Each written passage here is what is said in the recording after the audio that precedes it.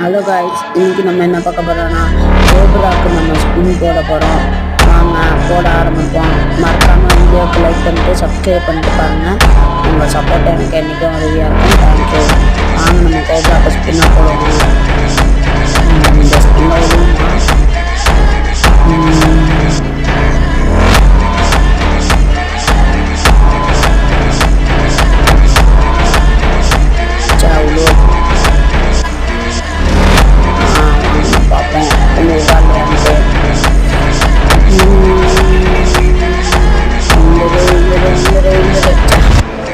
சரி, இதை போட்டு பார்ப்போம். உண்டுடு.